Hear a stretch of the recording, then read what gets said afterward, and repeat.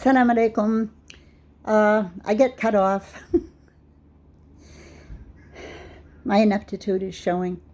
I was outside and I was explaining how they cut my upload and said I did it, and it wasn't myself who did it. Of course I wouldn't do it. Why would I be wasting my time? They did it. But then I stubbornly said, it's okay, I'm just going to do it all over again. Then I went outside and started to do it all over again, and the battery died. So now I'm back inside.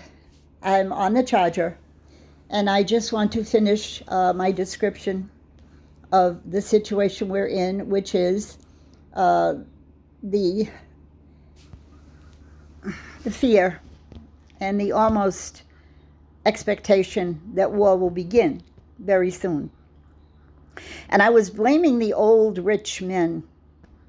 And one of their, what I believe perhaps could be, among many other unseemingly characteristics, I don't know them in person.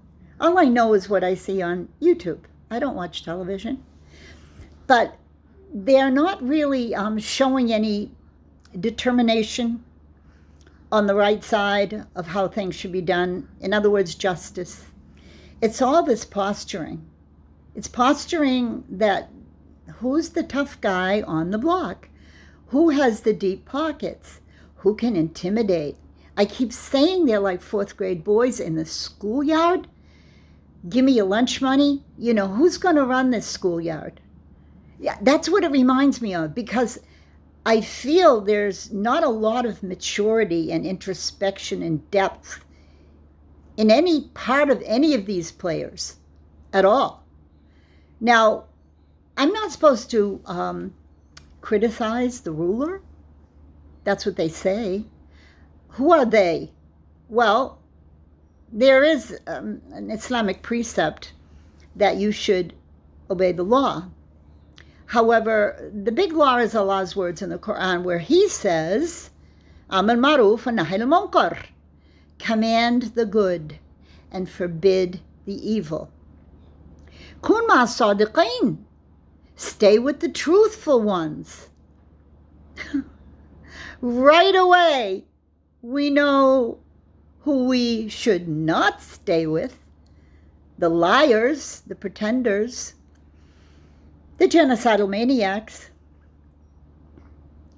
Now, the Super Bowl, I had already started to discuss that, and that's idol worship. We have something called sports in America, and it is absolutely almost de rigueur. You must follow your team. If you're from Boston, we have the Patriots football team that we're supposed to worship.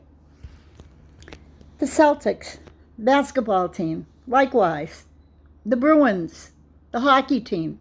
It's really, in my opinion, so juvenile. I mean, I had 5 brothers, and they were into it, not radically, but yeah, you have to be if you're a young man in America.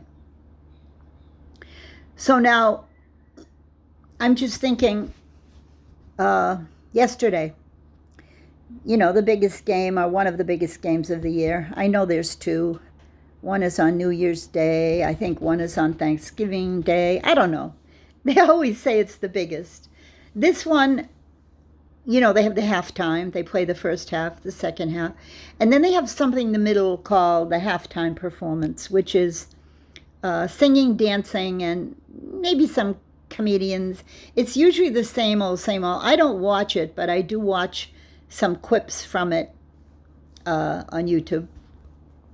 And it was very tawdry. It was actually extremely, you'd have to be American to get this. But then again, that's my audience. So I'm trying to make people understand that if something's displeasing to Allah, it will never be done well or pleasing to everyone, I hope. I only watched 10 minutes of this replay, and I noticed that there's a singer called Snoop Dogg. He must be my age. I'm 77. He's probably the same. And he was just a radically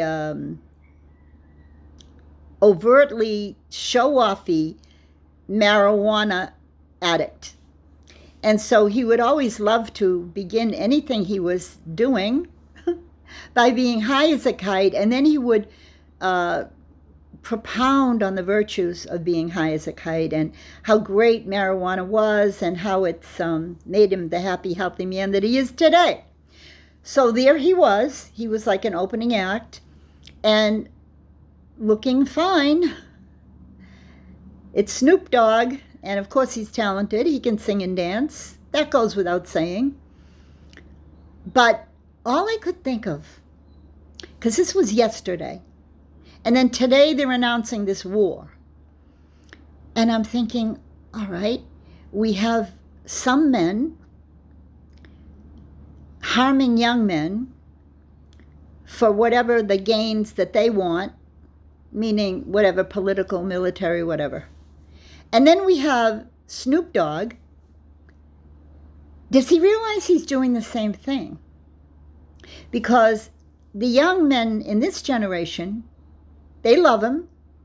Everyone has always loved Snoop Dogg, sometimes known as Snoop Doggy Dogg, because he's very lighthearted and happy.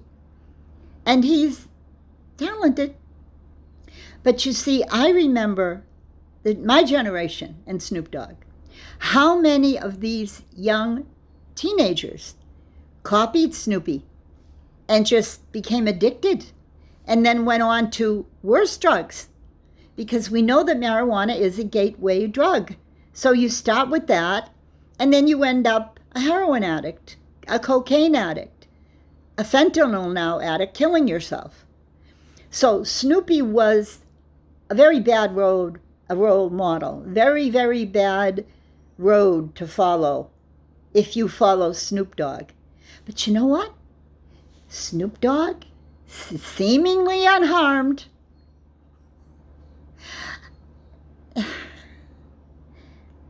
he's up on that stage making millions. He has a beautiful wife, beautiful grandchildren. He's still high as a kite and is proud to say it. All day, every day. And those victims of that beginning of the whole rap culture, hip-hop, rap, all of that, probably half of them succumbed to their addictions. So now we have a parallel. Not only is the football game an idol, there's a TV show called American Idol. And the American Idol refers to the best performer in the industry, music, dance.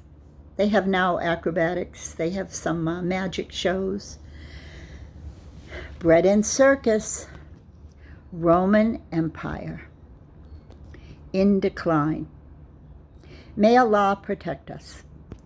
I'm going to leave you now. It was supposed to be an introduction to my part 2 of the hadith in the Kitab Tawheed. And I will do that. I'm going to do it now because I have to do something to get my mind off this horror show. Sometimes when you study history too much, like myself, you remember that if you are not going to learn lessons from the history, you're going to repeat it. And, you know, I always say, I'm going to say it again, I probably said it in the beginning of maybe 10 of my lessons. The empires never last more than 600 years. That's the outside, between 400 and 600 years. And the reasons for their decline are well known. And they usually give 4 when you study this. And the first one is overtaxation. People are burdened with all the projects that the ruler wants to do, and he taxes them. We can relate to that right now, can't we? The second one is extended military forays. Too much interference in outside lands. Should be none of your business, but it never has been. The men always do this. Number 3, moral decline. Say no more. We know. And the last one I find is the most prescient. It's going to hit you hard in your heart because you're going to know. Invasion of the barbarians. Barbarians at the gates? Oh, could they be the immigrants? Or could they be the immoral half-wits? At the gates. What do you mean gates? Positions of power? Are they only those unwashed masses coming over from, let's say, Latin America? I don't know what I can say anymore. Is there a new name? Yes, I have to close now because I want to do something uplifting. I want to do Kitab Tawhid. So let's keep up Qiyam al-Layl. Let's keep up strong dua all day long against the enemy and for the sake of all thinking, feeling, hearts and minds. Because only Allah knows who the good ones really are. We like to think it's us all the time, don't we? Yeah. Assalamu alaikum.